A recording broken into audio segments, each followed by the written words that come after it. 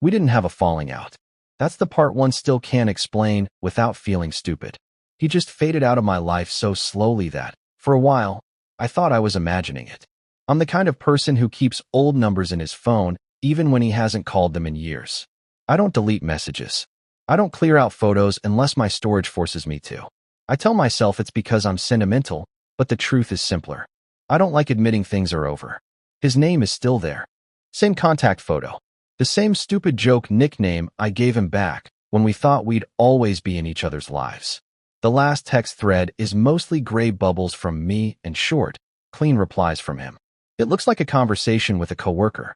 If you had told me that would happen, back when we were 22 and convinced we knew what friendship was, I would have laughed. Back then, he was the first person I called when anything happened. Good news, bad news, it didn't matter. If my car made a weird noise, I called him. If I had a date that went well, I called him. If I had a date that went badly, I called him even faster. His name was Ryan.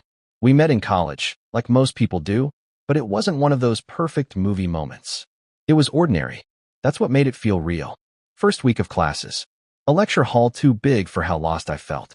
I showed up early because I didn't know where anything was, and I sat near the aisle so I could leave fast if I needed to. He came in with a coffee in one hand and his backpack half open like he'd rushed there. He looked around, saw the empty seat next to me, and sat down without asking. He didn't say hi, just pulled out a notebook and stared at the front of the room like he was trying to will the professor into appearing. A few minutes later, he leaned over and said, "Do you know if this is the right class?" I told him I thought so. He nodded like he trusted me, even though we were strangers. After class, he asked if I knew where the library was. I didn't. I admitted it. He shrugged and said, "Same. Want to try and find it?" So we walked around campus together, pretending we weren't both nervous. We found the library eventually, like it was a prize. He made a joke about how it looked like a hospital. I laughed harder than it deserved. That was it. That was the start. After that, it was like we already knew each other. We ended up in the same study group. We started eating together after class. He was the kind of guy who could talk to anyone, but he chose to talk to me. I wasn't a loner exactly. I had friends. But Ryan had this way of making you feel like you were his person in that moment. Like whatever you were saying mattered, even if it was nothing. We became close in the way people do when they're building their adult lives from scratch at the same time. We didn't have a shared childhood. We didn't have years of history. We had late nights and cheap meals and the kind of conversations that stretch past midnight because nobody wants to go back to their own quiet room. We had routines. Thursday nights were wings at a place off campus that smelled like fryer oil and old beer. Sundays were laundry and whatever game was on. We'd go to the same grocery store and buy the same things because we didn't know how to cook anything complicated. Sometimes we'd just drive for no reason, windows down, music low, talking about things we'd never admit in daylight. He told me about his parents' divorce like it was a weather report, like it didn't bother him. Then, one night, he got quiet in the middle of a sentence and stared at the road for a long time. I didn't push. I just sat there. Eventually he said, "I hate going home." I nodded like I understood, and maybe I did.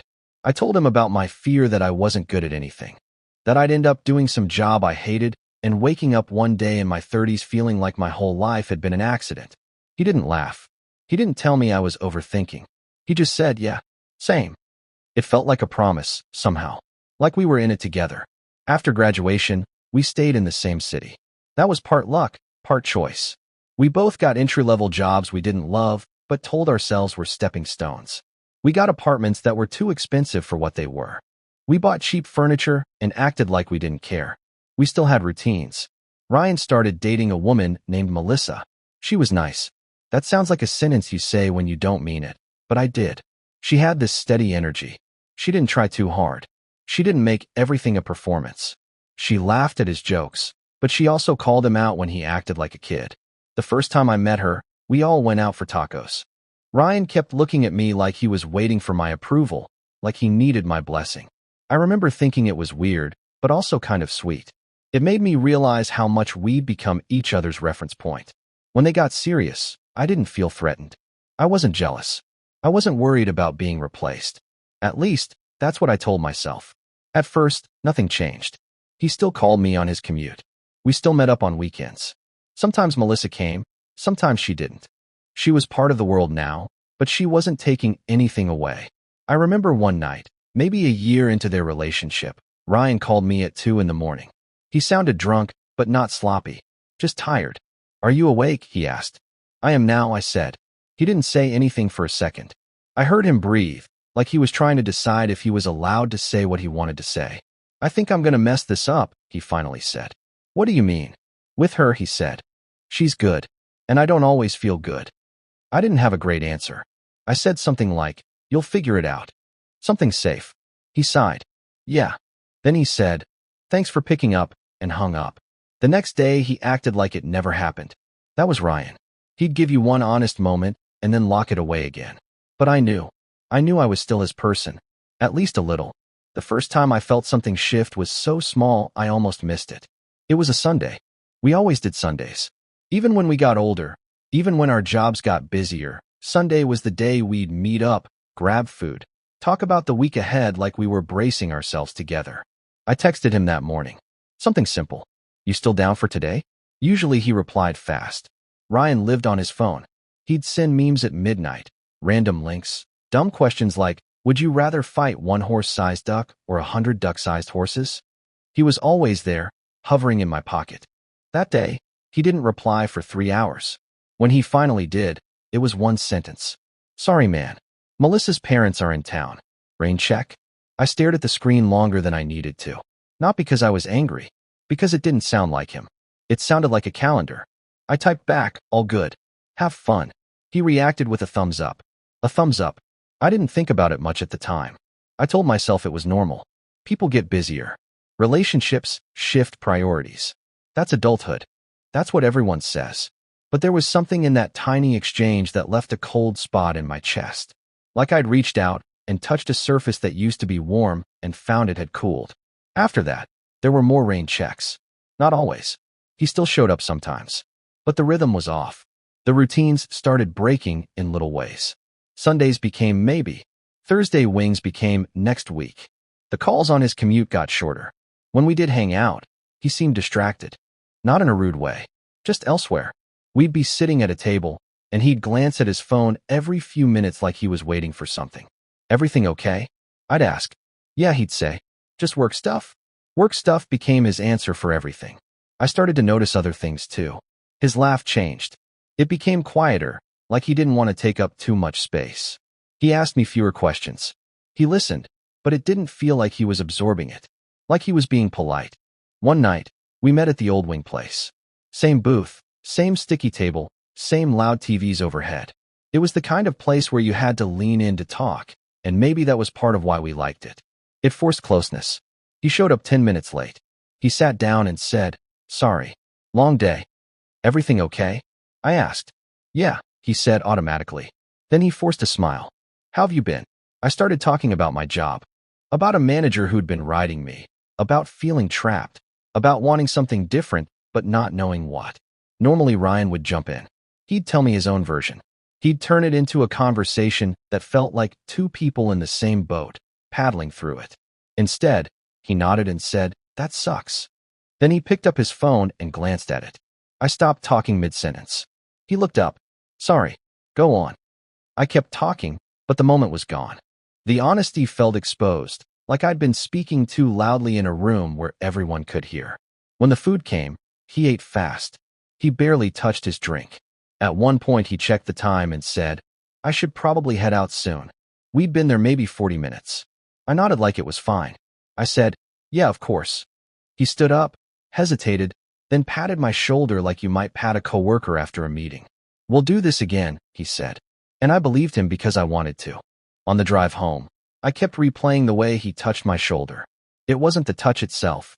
It was the distance in it. It was the way he didn't linger. It was like he was already stepping away while he said the words. I didn't confront him. I didn't ask what was wrong. I didn't say, "Hey, you feel different." I told myself I was being mature. I told myself I was giving him space. I told myself not to make it about me. But there was another truth under that. I was scared.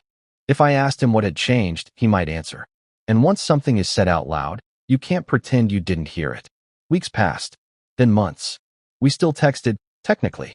There were still messages. But they were thin. Surface level. like two people keeping a door cracked open out of habit. How's it going? Good. Busy. We should catch up. Yeah, for sure. Sometimes I'd send him something funny, something I knew would have made him laugh years ago. He'd respond with LOL or a laughing emoji, and it would feel wrong, like a cardboard cutout of his old voice. Once, I called him while I was driving home from work. It wasn't a big thing. I just wanted to talk. I wanted to hear him react to something in real time. It rang until voicemail. His voicemail greeting was still his old one, half joking, half annoyed. Leave a message. I might call you back. Might not. I hung up before the beep. He texted 10 minutes later. Sorry, can't talk. What's up? I stared at the phone. I could have typed the truth. I could have said, I just miss you. I miss talking. I miss whatever we used to be. Instead, I wrote, nothing. Just checking in. He replied, all good. That was it. After that, I stopped calling. Not because I was angry, because I didn't want to feel that small again. Around that time, I noticed something that made my stomach drop in a way that felt childish. I saw a photo on his social media. Ryan wasn't big on posting, so when he did, it meant something. It was a group picture at a bar. Ryan in the middle, arm around a guy I didn't recognize, both of them laughing like they were in the middle of a story. The caption was something like, my people. I looked at it longer than I should have. It wasn't the fact that he had new friends. Of course he did. That's normal. That's life. People expand. People change. It was the ease in the photo. The way he looked relaxed. The way he looked like himself. It made me realize I hadn't seen that version of him in a long time. I felt this quiet heat behind my eyes, but I didn't cry. I just sat there with my phone in my hand, feeling like I'd been left out of a room I didn't know existed. After that, I started doing something I'm not proud of. I started paying attention to the little things. The timing of his replies. The way he phrased things. Who he spent time with. Who he tagged. How often he was busy. It wasn't healthy. It wasn't fair. But it felt like the only way to understand what I couldn't ask directly. And the more I watched, the clearer it became. He was still living a full life. Just not with me in it. The final shift didn't come with a fight. It came with a quiet moment that should have been nothing. It was my birthday. Not a milestone. Not 30, not 40. Just another year. I didn't even plan anything big.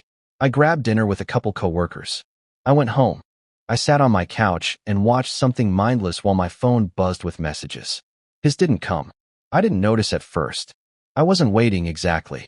But somewhere in the back of my mind, there was an expectation. A routine.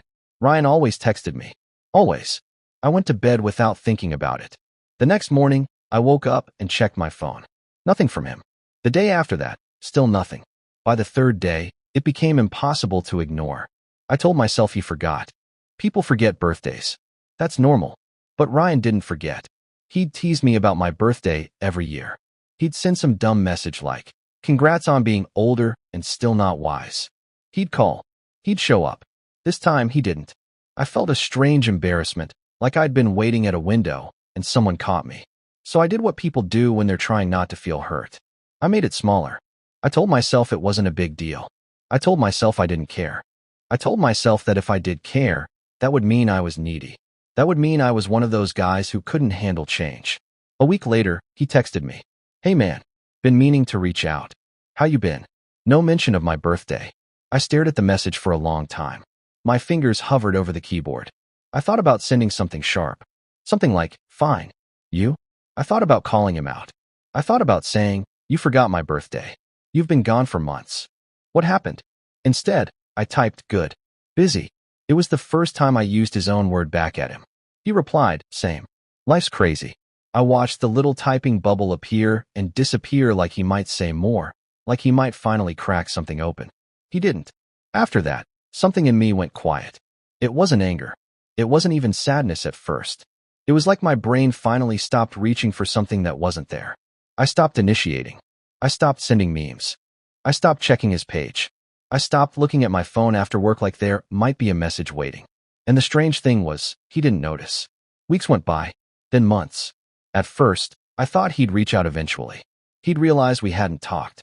He'd call and say, dude, where have you been? He never did. It wasn't until later, much later, that I started to understand what had happened. Not the reason. I still don't know the reason. But the shape of it.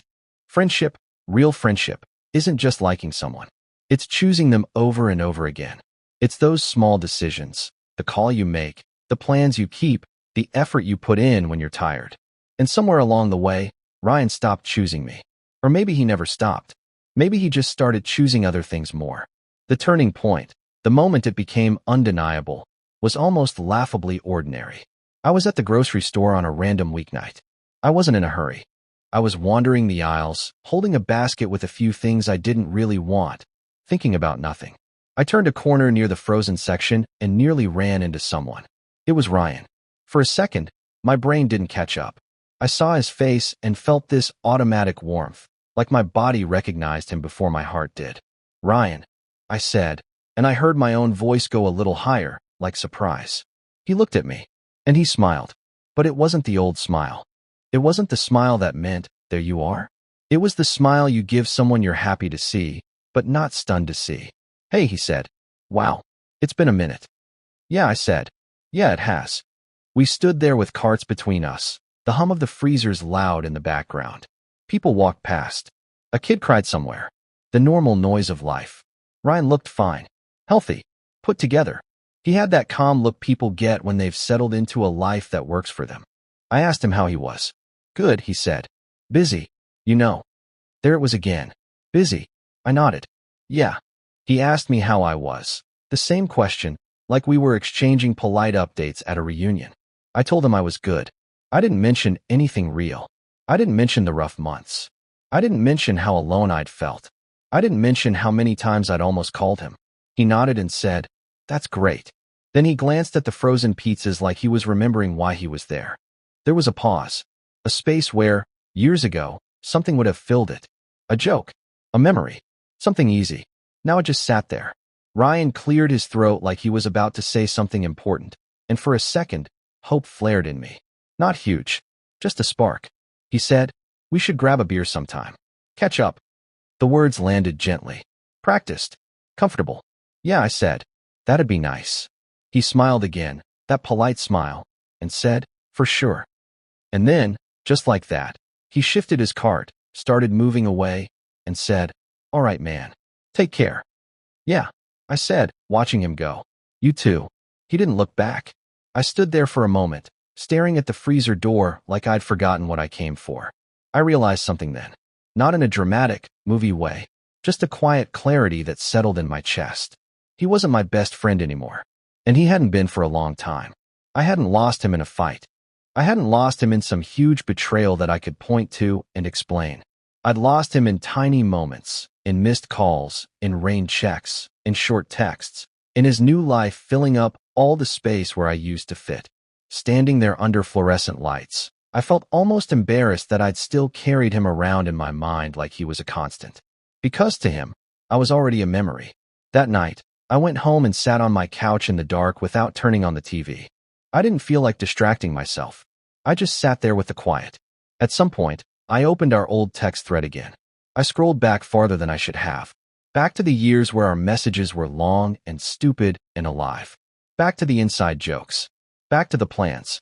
Back to the voice notes. There was a message from him from years earlier, something small, something that meant nothing at the time. "You're my brother, man. Don't forget that." I stared at it until my eyes went blurry. I wasn't crying. Not yet. I was just tired. I thought about all the times I'd wanted to ask him what changed. All the times I'd held back because I didn't want to make it real. Now it was real anyway. I thought about Melissa. About how their life had become the center of his world. About how there were probably new routines now. New people. New inside jokes. New conversations that stretched past midnight but weren't with me. And I thought about myself. About how I'd adjusted without even realizing I was doing it. How I'd stopped sharing the small things. How I'd learned to keep my life quieter because there was no one on the other end of the line who knew how to hold it with me. I didn't hate him. That's the hardest part to explain to people. When you lose a friend like this, there's no villain. There's no clean narrative. It's just drift. Sometimes, months would go by, and I'd see something that reminded me of him. A dumb video we would have sent each other. A song we used to play on those aimless drives. A restaurant we used to love. My fingers would move toward my phone before my brain could stop them. And then I'd remember there was no point. I'd remember that if I texted him, he'd probably reply. He'd probably be polite. He'd probably say LOL, or "That's funny." He might even say, "We should catch up," but it wouldn't bring anything back. It would just remind me of what wasn't there anymore.